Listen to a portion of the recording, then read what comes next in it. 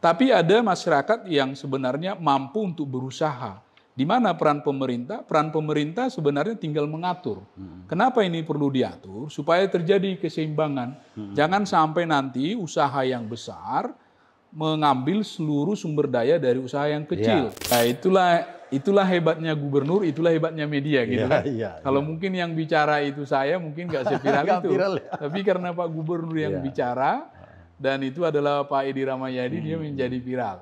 Media juga hebat kan, dia tidak kutip semua, dia hanya kutip saja itu, lalu itu menjadi viral. Jadi sama-sama hebat.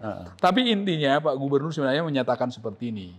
Iya, boleh saja terjadi perang Ukraina sama Rusia, dan apakah ada dampaknya ekonominya ini secara global, nasional, lalu regional? Oke, mungkin bisa jadilah. Tapi jangan itu menjadi alasan. Jadi Pak Gubernur. Jadi sama sekali tidak ada apa hubungannya dengan dukungan kepada Rusia. Bukan masalah politik. Beliau kan tentara.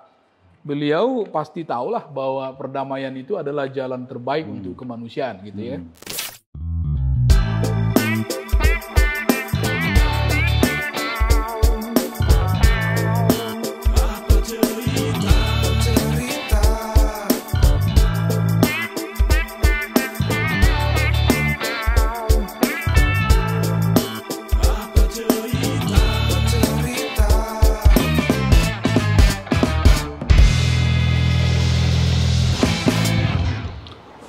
Selamat malam Bang Naslindo.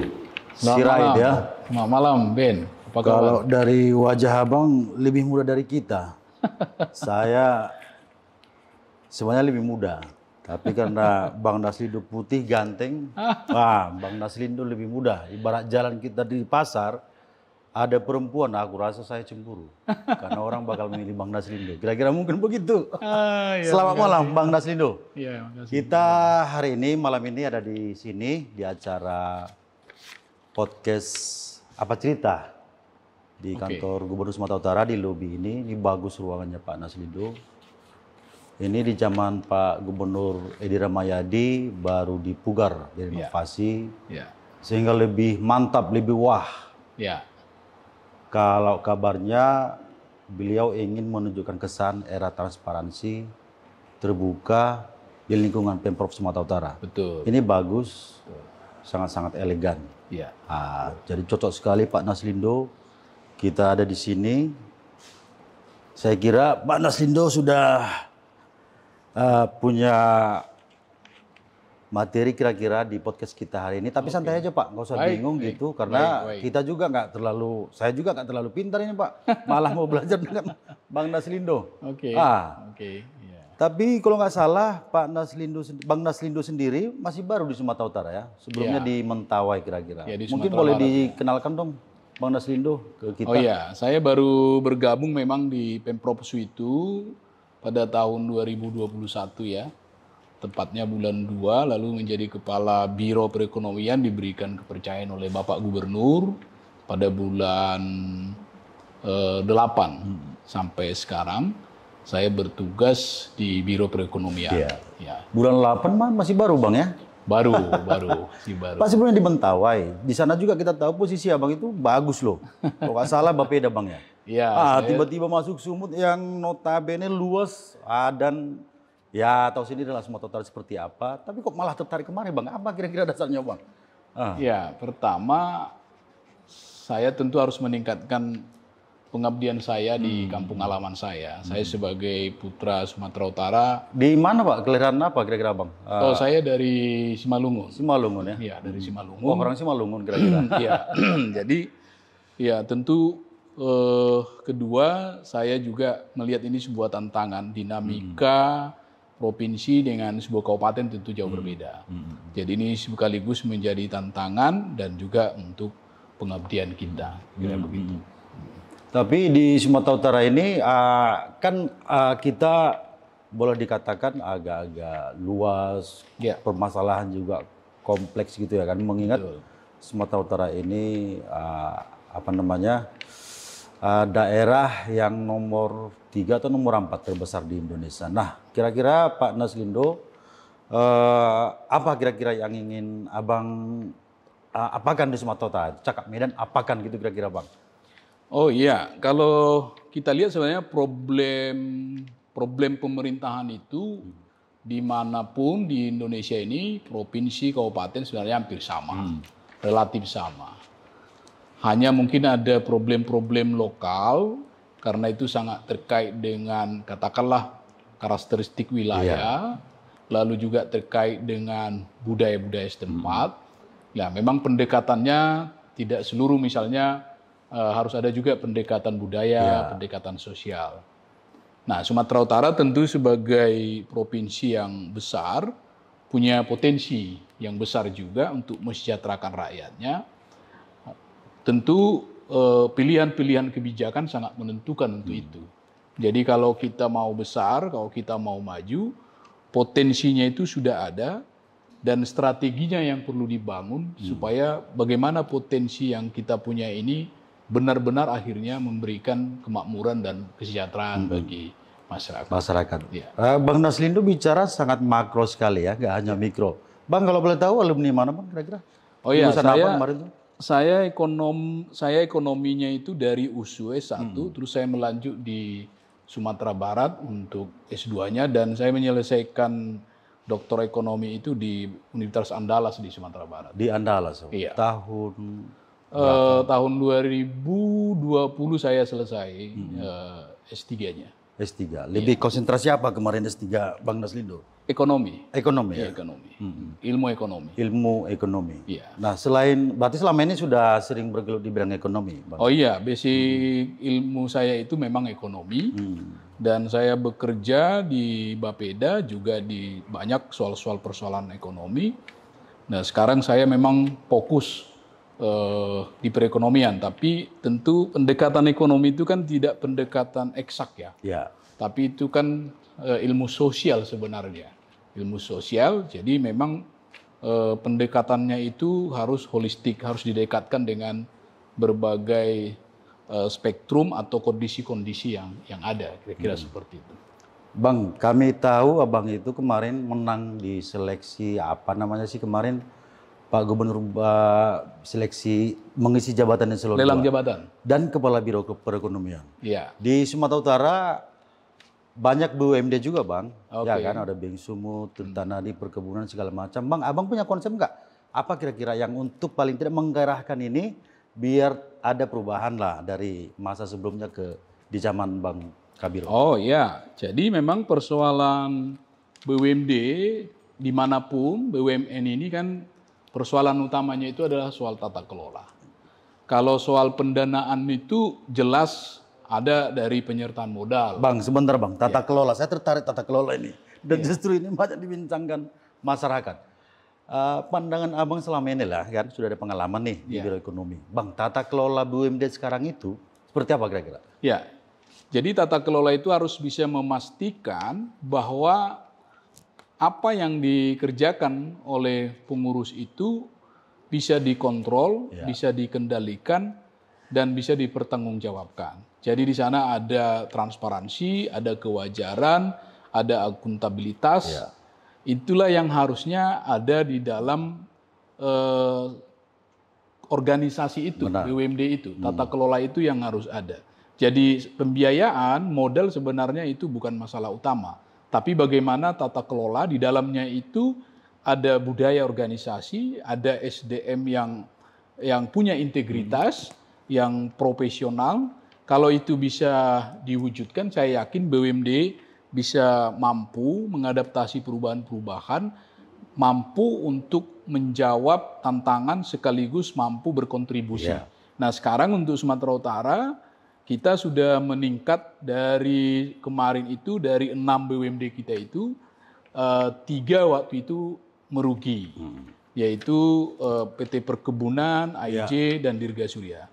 Nah, setelah kita juga lakukan berbagai evaluasi, pembinaan, terjadi efisiensi, dari 3 itu sekarang tinggal 1 yang masih posisi rugi atau kurang sehat. Itu pun karena memang bisnisnya belum running, sedang melakukan investasi yang begitu besar. Kita sedang membangun pabrik beras sumuk bermartabat di daerah Sirge. Tapi PT Perkebunan dan AIJ itu kemarin sudah mencatatkan laba.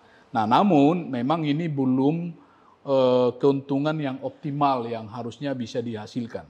Masih banyak hal-hal yang perlu, efisiensi di sana yang harus kita pastikan, sekaligus juga transformasi bisnis, mengingat sekarang kan juga landscape ekonomi itu sangat berubah. Satu BUMD itu apa namanya, Bang?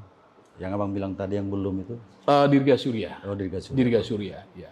Bermain di BUMD Sumatera Utara, pengalaman kita lihat lah ya, ada di mass media segala macam, agak sulit, Bang. Banyak tanda kutipnya. Bang, apa resep Abang untuk paling tidak mengubah mindset ini biar lebih berwibawa BUMD kita ke depan? Ya, dari sisi stakeholder sebenarnya, pemegang saham dalam hal ini adalah pemerintah provinsi, yaitu gubernur dan wakil gubernur. Itu pengalaman kita itu sangat memberikan sangat independen. Baik itu dalam pengalaman yang saya dapati itu pada saat kita mengevaluasi direksi-direksi yang ada ini, itu sepenuhnya diserahkan kepada kita untuk mengevaluasi. Demikian juga dalam rekrutmen itu tidak ada intervensi-intervensi. Oh, tidak ada intervensi? Tidak ada, kita pastikan itu. Apalagi yang sifatnya misalnya hal-hal yang dalam tanda kutip sesuatu gitu, itu tidak ada. Jadi prosesnya clear, dan menurut saya itu adalah suatu hal yang patut kita pertahankan ke depan ini. Nah, masalahnya sekarang di internal BUMD ini, apabila itu kesempatan itu sudah diberikan sebenarnya, nah kita berharap mereka profesional. Memang dari beberapa seleksi yang kita lakukan, minat orang datang juga untuk melamar itu sangat minim. Sangat minim. Sehingga kita juga nggak bisa pastikan bahwa kita sudah mendapatkan calon-calon atau profesional yang terbaik sebenarnya. Nah, dari kondisi yang ada itu yang coba terus kita lakukan pembinaan, kita lakukan juga evaluasi, baik itu bulanan, tribulan, dan seterusnya itu. Lalu kita mengarahkan mereka untuk bisa melaksanakan rencana-rencana bisnis mereka secara efektif dan tentunya harus efisien. Itu yang sedang kita kerjakan sekarang ini. Dengan kata lain ada optimisme maju berkembang gitu kira-kira, Bang? Harus. Jadi optimisme itu sebenarnya bagian dari komitmen kita, karena ini sudah kita pilih bahwa ada BUMD. BUMD ini harus sehat, tidak boleh terus menyusu dengan penyertaan modal. Optimisme itu harus dibangun. Kalau tidak, ya BUMD ini harus ditutup sebenarnya. Nah, tetapi kalau kita masih memiliki entitas BUMD, kita harus optimis BUMD ini sehat, berkontribusi untuk memberikan PAD, tapi sekaligus juga berkontribusi memberikan pelayanan kepada masyarakat. Wah, bagus sekali, Bang. Tapi dari paparan Abang ini sepertinya Bang udah paham betul soal manajemen organisasi kira-kira. Bang Naslinu pernah jadi apa di kampus, di BEM atau di mana misalnya, atau bahkan di organisasi pemimpin sekarang? Ya, kita dari dulu memang terbiasa berorganisasi. Ya, sampai sekarang juga kita dalam organisasi yang besar di pemerintahan ini kan, birokrasi ini sebuah organisasi yang ideal menurut Max Weber ya kan. Tapi di organisasi kemasyarakatan ya kita terus bagaimana kita memecahkan masalah. Organisasi itu kan dibuat untuk bisa memecahkan berbagai masalah gitu. Di sana ada leadership, di sana ada pengambilan keputusan, kira-kira seperti itu ya. Di sana ada dinamika. Jadi tidak berbeda sebenarnya, tidak berbeda, hanya saja mungkin aturan-aturannya. Jadi prinsip-prinsip organisasi di pemerintahan maupun di masyarakat itu sama. Terakhir di PIKI kalau nggak salah, Bang, di PIKI Sumatera Utara. Bang, orang baru langsung bisa megang PIKI, apa kira-kira kiatnya itu, Bang, kok bisa langsung main di PIKI? Ya, kita tentu punya visi ya, bagaimana organisasi ini harus digunakan untuk bisa membantu masyarakat. Memberikan pemberdayaan, pemikiran, kesadaran, dan kita bisa bersinergi dengan organisasi-organisasi lain, karena persoalan kita di Sumatera Utara ini kan pendekatannya tidak semua pendekatan struktural yang harus diselesaikan oleh pemerintah, tapi perlu juga ada organisasi-organisasi sosial. Kalau semuanya kita ini dengan kapasitas masing-masing ini bisa berbuat, masalah ini kan akan lebih cepat bisa diselesaikan. Nah, tapi tentu sinergi dibutuhkan, tidak saling menyalahkan. Disinilah perlu komunikasi, perlu berkoordinasi, dan satu juga kita harus bisa juga memahami. Jadi sering sekali kan masyarakat hanya menyalahkan pemerintah misalnya. Nah, padahal situasinya kan begitu kompleks. Nah, ini yang perlu mungkin komunikasi kita buka, termasuk acara seperti ini menurut saya juga bagus, supaya masyarakat bisa menonton, melihat, dan bisa mendapatkan informasi yang benar-benar dari sumbernya, kira-kira seperti itu. Tadi Abang singgung masyarakat menuntut segala macam, ya realita Bang. Iya. Ya kalau boleh kita jujur, di masyarakat itu ya perekonomian masih sulit. Iya. Ya beli barang yang murah pun bahkan mikir 2 kali kan gitu. Iya. Nah, Kepala Biro, Abang sebagai Kepala Biro dan mungkin Pemprov sudah punya rencana nih. Ini kan udah mau COVID, mau berangsur pelan, mau pulih gitu. Mungkin ada nggak semacam ya rencana ke depan lah, paling tidak untuk menguatkan daya beli masyarakat. Gitu kira-kira. Iya, fungsi pemerintah itu kan untuk memastikan bagaimana masyarakat terpenuhi kebutuhan dasarnya. Itu seperti pendidikan, kesehatan, ya. Itu dipastikan. Yang kedua, bahwa ternyata dalam masyarakat umum ini ada masyarakat yang termarginalkan. Ya. Itulah masyarakat yang disebut berpenghasilan rendah, kira-kira seperti itu, atau korban bencana dan lain sebagainya. Nah, ini juga oleh konstitusi dinyatakan harus dilindungi oleh negara. Tapi ada masyarakat yang sebenarnya mampu untuk berusaha. Di mana peran pemerintah? Peran pemerintah sebenarnya tinggal mengatur. Kenapa ini perlu diatur? Supaya terjadi keseimbangan. Jangan sampai nanti usaha yang besar mengambil seluruh sumber daya dari usaha yang kecil. Jadi terjadi ketimpangan, dan ini tidak baik juga secara sosial. Jadi peran pemerintah menyusun regulasi, kebijakan untuk mengatur. Jadi yang kecil dilindungi, yang besar diberikan juga kesempatan, tapi dia tidak boleh untuk mengeksploitasi dan membuat sebuah katakanlah monopoli misalnya, sehingga itu akan merusak mekanisme. Nah, pemerintah tentu dalam rangka memakmurkan masyarakat itu, yang pertama adalah mengupayakan terjadi pertumbuhan ekonomi. Karena kalau kita tidak tumbuh, kita mengalami stagnan, berarti banyak hal yang kita tidak mendapatkan kemajuan. Nah, bersamaan dengan itu, tentu kita juga harus mencoba menekan inflasi, harga-harga yang tadi. Supaya apa? Supaya masyarakat ini mampu dengan pendapatan yang ada itu. Jadi pertama tadi pemerintah harus memastikan membuka kesempatan seluas-luasnya kepada investasi untuk berinvestasi, sekaligus memberikan pekerjaan sehingga orang mendapatkan pendapatan, tetapi juga harus mengendalikan harga, terutama kebutuhan pokok, karena ini adalah kebutuhan mendasar. Nah, jadi inflasi harus kita jaga, dan pertumbuhan ekonomi dari semua sektor ini didukung dengan fasilitas-fasilitas, baik itu regulasi, termasuk pembangunan infrastruktur. Supaya apa? Supaya ekonomi ini berjalan efisien dan kita memiliki daya saing. Disitulah pemerintah sebenarnya. Jadi daya beli ini kita tahan. Jangan sampai nanti pendapatan masyarakat itu tidak cukup untuk memenuhi kebutuhannya. Maka seperti bansos itu kan diberikan. Bantuan pangan non-tunai juga diberikan. Saat krisis sebenarnya banyak juga bantuan-bantuan. Tetapi secara normal, bagaimana iklim investasi yang harus diwujudkan dengan stabilitas keamanan tadi itu, infrastruktur yang memadai, itulah yang harus didorong oleh pemerintah sehingga ekonomi kita bisa terus tumbuh dan daya saing daerah kita itu semakin lebih baik. Tapi Bang, kalau kita flashback ke belakang, kemarin juga Pak Gubernur menyinggung soal pertumbuhan ekonomi Sumatera Utara yang masih finish 2,6% di 2021. Nah, tentu dengan cerita Abang tadi, Abang kan bicara ketimpangan ekonomi, inflasi segala macam. Nah, yang mau ke depan seperti apa mau kita buat kira-kira? Karena mengingat sebenarnya ya, kalau mau jujur, masyarakat melihat sebenarnya banyak potensi Sumatera Utara, perkebunan. Kita tercatat sebagai daerah penghasil produk perkebunan terbesar di Indonesia. Hanya saja mungkin negara belum mengapresiasi. Situ sering dikatakan Pak Gubernur melalui DBH dan bagi hasil yang masih sedikit. Nah, tentu ke depan seperti apa kira-kira? Ya, jadi melihat ekonomi itu, yang pertama harus kita lihat dulu strukturnya. Nah, struktur ekonomi kita itu 22% itu adalah sektor pertanian. Ya. Artinya yang utama itu adalah sektor pertanian. Pertanian. Nah, yang kedua adalah industri pengolahan. Dengan demikian, kalau kita mau menaikkan pertumbuhan ekonomi, yang tahun 2021 kita itu sudah di angka 2,6.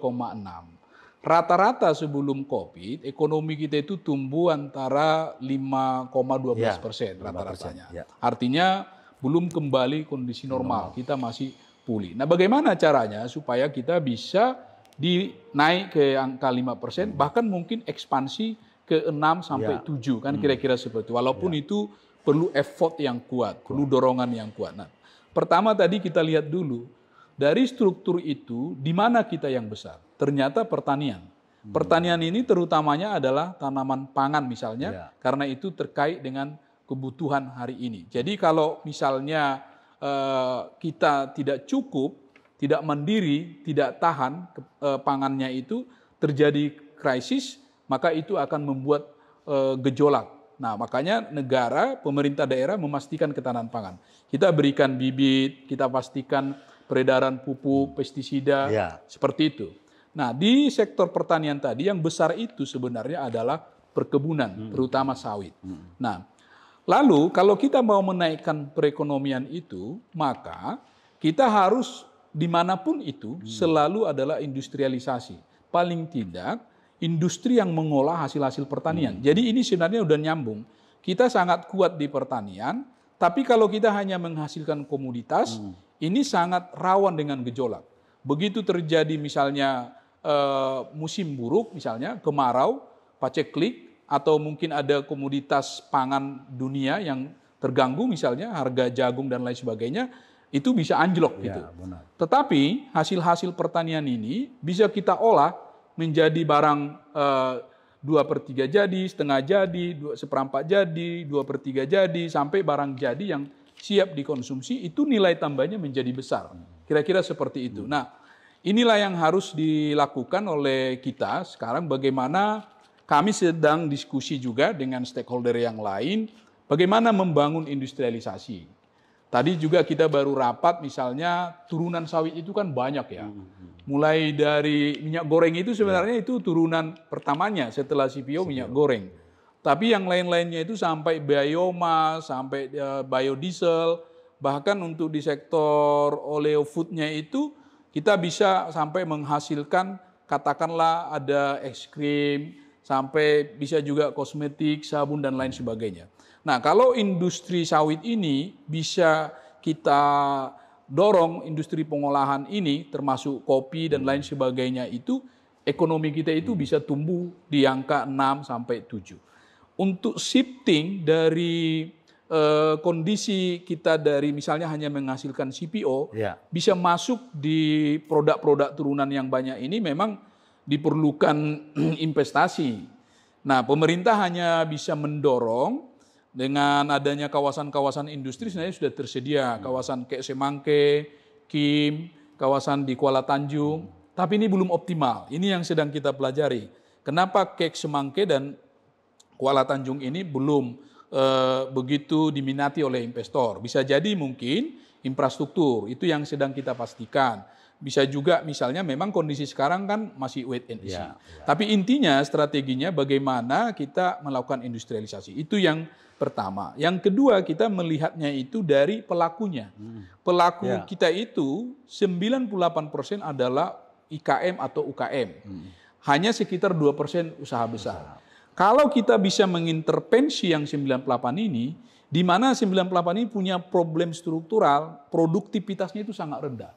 Jadi kalau misalnya kita hitung produktivitasnya itu, kita naikkan produktivitas yang seperti piramid ini besar sekali, 98, ini bisa kita naikkan produktivitasnya, maka ekonomi itu bisa langsung tumbuh. Nah, makanya itu pembinaan, perlindungan, dan kemudahan-kemudahan seperti pelatihan, produk, memfasilitasi ke SNI, bagaimana mereka bisa ekspor, bagaimana mereka bisa e-commerce, yang seperti ini. Termasuk kita harus menggunakan, seperti saya pakai sepatu Kotama sekarang ini. Nah, yang baru kemarin di Kucing betul, jadi kita harus menggunakannya. Jangan sampai nanti produk-produk dari luar yang kita pakai, sementara produk IKM kita itu tidak kita gunakan. Yang ketiga tentu dari sisi pasar. Ya sekarang pasar kita itu kalau misalnya kita penuhi pun semua pasar, misalnya kopi. Kopi itu kan banyak kita bin itu diekspor gitu. Sementara di luar orang nggak kenal itu kopi Indonesia, kopi Sidikala misalnya atau kopi Sipirok misalnya atau kopi Gayo ya termasuk lah itu ya, termasuk kopi Simalungun kita punya itu ya. Nah di sana itu kan dicampur dengan kopi Vietnam, jadi yang terkenal itu kopi Vietnam. Nah kenapa misalnya kita tidak konsumsinya itu kita pulkan dulu, tapi nanti selisihnya itu sisanya itu bisa diekspor. Nah pasar maksud saya di sini adalah pasar domestik yang harus kita penuhi. Nah lalu orientasi ekspor. Jadi kita mungkin adalah daerah yang dianugerahi kekayaan alam yang luar biasa dan sekarang juga terjadi gejolak di harga-harga pangan. Saya optimis Sumatera Utara akan berjaya sebenarnya. Walaupun hari ini kita turun sedikit dari Riau. Riau sekarang sudah menguasai sekitar 24%, kita 22% ya kontribusinya untuk ekonomi Sumatera. Karena Riau itu masih di basisnya itu adalah minyak dan gas ya, minyak bumi ya, terutama minyak bumi. Nah, tapi kalau ini habis, ini kan sumber daya alam yang tidak bisa dibaharui. Tapi kalau sektor pertanian ini ditambah dengan kita punya pariwisata, lalu IKM kita gerakkan, saya rasa kita bisa jauh ekonomi kita. Asal kita bisa hilirisasi, lalu IKM kita perhatikan, dan orientasi ekspor tadi. Sehingga kebutuhan luar negeri setelah kita penuhi di dalam itu menjadi peluang yang sangat besar. Di mana sekarang terjadi kekeringan, banyak daerah-daerah seperti misalnya Timur Tengah, Mesir, mereka mulai khawatir tentang pangan, apalagi Afrika, Eropa sebagian. Nah, kesempatan kita juga memproduksi misalnya hasil-hasil pertanian kita yang sudah jadi, ini bisa diekspor. Kira-kira seperti. Jadi ekspor kita itu tidak lagi hanya CPO atau minyak goreng, tapi sudah termasuk nanti sabun, kosmetik, dan lain-lain. Kira-kira seperti. Jadi pendekatannya di tiga itu kalau kita mau melihat bagaimana strategi pengembangan ekonomi Sumatera Utara ke depan ini. Tapi yang menarik soal produk olahan yang Abang bilang.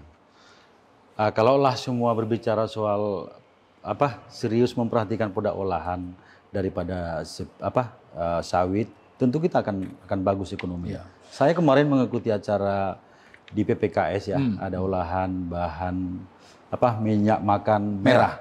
Minyak makan ini merah. Sesungguhnya kalau di Sumatera Utara kalau itu dikembangkan bakal bagus, Bang Nas.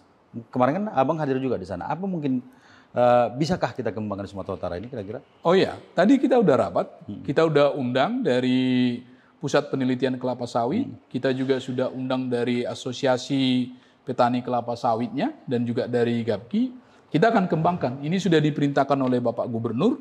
Sumatera Utara harus kembangkan itu karena itu bukan hanya bicara minyak goreng, tapi di situ adalah ada nutrisi vitamin A+ yang itu bisa mengurangi stunting. Itu diperlukan untuk membuat anak-anak tidak stunting gitu. Jadi selain untuk bagaimana kita mendorong koperasi karena itu berbasis koperasi, berbasis IKM atau UKM, korporatisasi IKM. Jadi selama ini mereka kan hanya menjadi penjual TBS. Nah sekarang bagaimana mereka juga bisa menghasilkan hilirisasinya. Dan bukan hanya minyak makan merahnya, tapi nanti sampai bagian yang limbahnya itu bisa dimanfaatkan untuk pupuk, kompos, dan lain sebagainya. Gitu ya. Jadi ini adalah sebuah ekosistem yang sedang kita bangun, integrasi yang ekonomi sirkuler, yang tidak ada sisa sama sekali. Kita mulai dengan minyak makan merah ini. Tadi kita sudah rapatkan, semua stakeholder sudah kita panggil. Minggu depan kita akan rapat lagi karena ini masih hitungan-hitungan investasinya sama HPP-nya dan kita akan mencoba melihat peta klaster wilayah Sumatera Utara untuk pengembangannya itu. Apa memungkinkan diikuti UMKM itu kan kalau nggak salah modalnya besar atau gimana?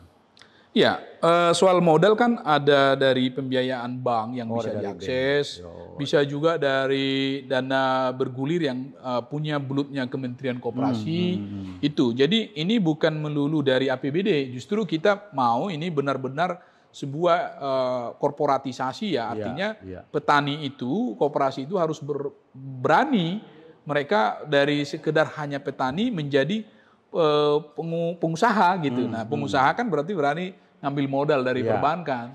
Nah, cuma hitungannya misalnya investasinya sekian, nanti pendapatannya sekian, pada tahun sekian sudah ada pengembalian, cash flow-nya nanti sudah tergambar. Saya rasa ini yang perlu kita buka, sosialisasikan kepada masyarakat. Ya. Artinya bukan tidak mungkin ya UMKM untuk mengikuti itu, Pak Nas. UKM sebenarnya punya kapasitas untuk masuk di hilirisasi. Apapun itu, bukan hanya produk sawit, produk apapun. Yang masalah UKM itu kan SDM, lalu masalah pembiayaan, masalah teknologi, dan juga inovasi, dan tentu pemasaran.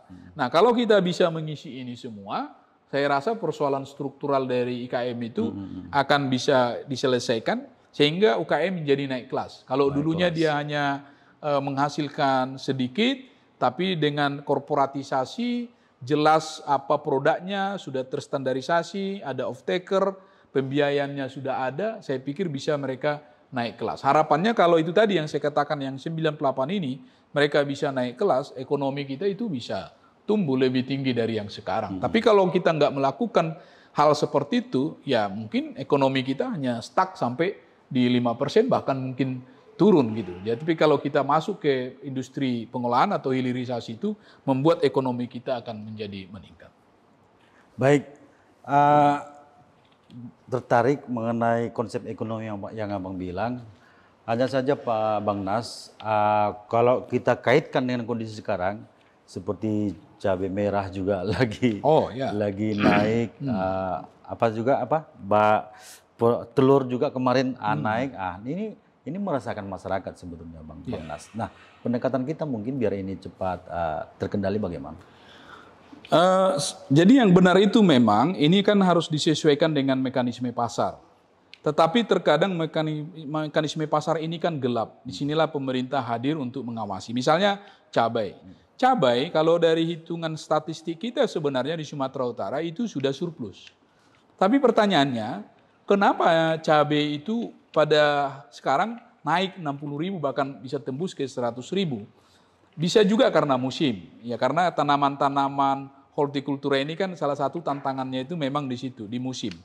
Tapi ada juga misalnya disparitas harga, katakan di Pekanbaru mereka mau membeli dengan harga yang lebih tinggi, ya petani kita pergi ke sana. Nah, ini memang kesulitan ya, kesulitan yang juga harus dipahami oleh semua. Kita kan tidak bisa larang, nggak boleh kita buat sebuah peraturan bahwa cabai dari Sumatera Utara tidak boleh lari ke Riau, itu kan tidak bisa kita larang. Nah, tetapi juga ada spekulan-spekulan yang memanfaatkan situasi-situasi ini. Nah, di mana pemerintah bisa hadir paling tidak bisa mengawasi. Tetapi semua masalah ini kan harus kita lihat, pasti ada jalan keluar. Contoh misalnya, untuk bisa memastikan bahwa komoditas-komoditas pangan ini ada setiap saat, mungkin yang kita atur itu adalah pola tanamnya. Jadi kalau diatur pola tanam, berapa sih kebutuhan kita sehari, sebulan gitu ya, lalu itu ditanam berapa banyak. Jadi untuk memenuhi kebutuhan 1 bulan, perlu luasan sekian. Bulan berikutnya ditanam di sini. Jadi ada kalender tanam yang disesuaikan dengan konsumsi. Ini yang sedang kami buat. Memang nggak mudah, karena ini terkait juga dengan iklim. Karena nggak semua kita misalnya hari ini merata hujan. Ada yang hujan, ada yang kering. Sementara kita perlu di musim hujan harus menanam. Nah, tapi kalau ada kondisi seperti ini, kita bisa buat irigasi misalnya. Bisa buat bendungan. Maka perlu mengatasi ini juga infrastruktur yang mendukung. Lalu digitalisasi. Kadang kan bukan hanya inflasinya, tapi juga deflasi. Kemarin di daerah Cubik Batubara itu petani kita produksi 50 ton. Tapi harga turun, mereka hanya dibeli 10.000. Nah, mereka hubungi kita, kami punya cabai 50 ton, tapi kalau dihargai 10.000, gimana ini? Nggak balik HPP-nya gitu ya. Nah, kita coba kita cari pembelinya, ketemu pembelinya dari Riau dan Jambi, lalu mendapatkan nilai yang tinggi. Ini kan juga perlu supaya nilai tukar petani itu mereka diuntungkan, jangan sampai mereka rugi. Nah, jadi inflasinya kita jaga, yaitu dari sisi supply, supaya terus tersedia, tapi pada saat turun harga, kita juga harus pastikan. Maka kerjasama daerah, baik itu B2B maupun G2G, sedang kami lakukan sekarang ini. Tapi mungkin perlu peran BUMD Pangan sendiri, Bang Naslindo. Apa itu sudah ada di sekali, Bung Beni, benar. Jadi kita ya belajar juga dari daerah lain misalnya, maka kami sedang membayangkan, merencanakan, mendesain Dirgasurya ini bertransformasi menjadi BUMD Pangan. Tapi proses ke sana memang masih panjang, diperlukan teknologi, diperlukan regulasi, dan juga modal. Tapi modal saya rasa bisa diakses lah. Kita punya Bank Sumut ya, tanpa harus penyertaan modal, kita sedang ke sana. Tapi sekarang baru satu komoditas yaitu beras. Tapi yang lain-lainnya menurut saya bisa. Itulah saya setuju bahwa memang untuk mengatasi kegagalan pasar, jadi mekanisme pasar itu bagus, tapi ada saat-saatnya mekanisme pasar itu gagal. Di saat gagal itulah memang BUMD hadir untuk menjadi penopang ya, menyokong supaya jangan sampai terjadi harga yang jatuh, kira-kira seperti itu. Tadi ada menarik juga ulasan Bang Naslindo soal ekspor kita ya, ekspor Sumatera Utara. Sampai kemarin Pak Gubernur ya, ketika bicara di Bank Indonesia, bicara soal konflik Ukraina dan Rusia yang kemudian kemarin viral di mana-mana. Viral. Mungkin Pak Bang Naslindo mengartikan apa dengan statement Pak Gubernur saat itu? Ya, mungkin Bang Naslindo sudah tahu sendiri. Ya, itulah hebatnya gubernur, itulah hebatnya media gitu kan. Kalau mungkin yang bicara itu saya mungkin nggak seviral itu. Viral, ya. Tapi karena Pak Gubernur yang bicara, dan itu adalah Pak Edi Rahmayadi, dia menjadi viral. Media juga hebat kan, dia tidak kutip semua, dia hanya kutip saja itu, lalu itu menjadi viral. Jadi sama-sama hebat. Tapi intinya Pak Gubernur sebenarnya menyatakan seperti ini. Iya, boleh saja terjadi perang Ukraina sama Rusia, dan apakah ada dampaknya ekonominya ini secara global, nasional, lalu regional, oke, mungkin bisa jadilah. Tapi jangan itu menjadi alasan. Jadi sekarang terjadi inflasi, lalu kita bilang ini karena perang Ukraina, padahal karena kita tidak melakukan penanaman yang baik atau kita meningkatkan produktivitas kita, atau sudah ada produksinya tapi jalan kita yang dicontohkan sama beliau yang di Karo itu kan, yang soal jeruk kita belum bangun ya. Terjadilah kelangkaan di kota. Jadi Pak Gubernur sebenarnya berbicara jangan sedikit-sedikit kita menyatakan bahwa itu akibat dari perang. Akibatnya pasti ada, tetapi kalau kita membangun kemandirian dan ketahanan pangan, sebenarnya kita harus berpikir seperti itu. Apapun yang terjadi di luar sana, kita harus bisa isolasi, jangan sampai mempengaruhi internal kita. Maka kemandirian pangan harus dibangun, kemandirian kita juga harus dibangun untuk itu. Sehingga apakah itu bencana, perubahan iklim, geopolitik yang terjadi seperti sekarang itu tidak langsung mengganggu, membuat guncangan yang begitu besar di daerah kita. Poin Pak Gubernur sebenarnya di situ. Tapi karena dikutip sama media ya akhirnya kemana-mana. Gitu. Ada mungkin yang belum terjawab ya. Kalau Bang Nas bilang tidak ada dampak, mungkin masih debatable di masyarakat. Nah, kita mau secara realnya saja. Saya memang menduga saat itu mungkin Gubernur punya pemikiran bahwa terganggu ekonomi Sumatera Utara dengan konflik yang ada di sana. Mungkin apa dampak sebenarnya yang dirasakan Sumatera Utara terhadap progres ekspor impor kita? Enggak, jadi gini ya. Jadi memang kondisi sekarang kan akumulasi ya. Jadi ada 3 lah yang mempengaruhi. Pertama, pandemi COVID, lalu kita mau pulih. Nah, di situ kan terjadi mobilitas yang tinggi. Sementara kita kan nggak siap. Misalnya seperti pesawat sekarang ya, tiket pesawat kan mahal sekarang. Dulu kan nggak mahal. Kenapa menjadi mahal? Karena waktu COVID kan maskapai ini kan memulangkan kapalnya, pesawatnya gitu loh. Nah, sekarang permintaan tinggi. Untuk mendatangkan itu kan perlu waktu juga. Nah, kira-kira seperti itu. Jadi karena pandemi, banyak hal memang perlu penyesuaian untuk kita mulai bangkit dan pulih. Itu yang pertama. Jadi ini akumulasi. Yang kedua sebenarnya sebelum pandemi, isu-isu perubahan lingkungan itu, climate change itu kan dimulai di Eropa. Jadi misalnya Eropa itu mereka sudah berpikiran seperti yang saya katakan tadi. Mereka mencoba untuk tidak tergantung kepada yang lain. Jadi produksi mereka kurangi. Misalnya yang produksinya sekitar 8 jam dikurangi hanya sekitar 4 jam. Cukup untuk mereka. Sehingga memang waktu kita bahan baku misalnya pupuk, bahan bakunya itu dari luar misalnya. Waktu kita mau ambil itu kan menjadi terganggu. Tetapi persoalannya yang disampaikan Pak Gubernur, kalau kita tidak mendapatkan pupuk kimia, kenapa nggak kita bangun pupuk organik? Oh, gitu. Kan kira-kira seperti itu, ya kan? Iya. Kenapa nggak kita bangun pupuk organik? Ya kira-kira begitu. Nah, yang ketiga baru soal konflik sebenarnya. Perang Rusia-Ukraina itu datang yang ketiga. Tapi sebelumnya kita sudah memiliki banyak persoalan-persoalan, tetapi harusnya itu bisa kita atasi. Mungkin ada yang misalnya kita tidak bisa atasi 100%, tetapi kan inflasi ini kan dibangun oleh banyak komponen, dia kan ada yang volatile food, ada yang lain, ya kan, yang core inti dari inflasi itu, gitu. Jadi pada waktu itu kita bicara inflasi, bicara pertumbuhan ekonomi, kan tidak semata-mata. Mungkin ada dampak ekspor kita atau impor kita akan terganggu, tetapi sebenarnya justru peluangnya yang harus kita lihat. Misalnya orang luar sekarang butuh apa? Karena terjadi perang, karena terjadi gangguan logistik, ini yang harus kita siapkan. Kira-kira seperti itu. Itu konsen dari Pak Gubernur. Pak Gubernur. Jadi sama sekali tidak ada apa hubungannya dengan dukungan politik kepada Rusia. Bukan masalah politik. Beliau kan tentara. Beliau pasti tahulah bahwa perdamaian itu adalah jalan terbaik untuk kemanusiaan, gitu ya. Ya.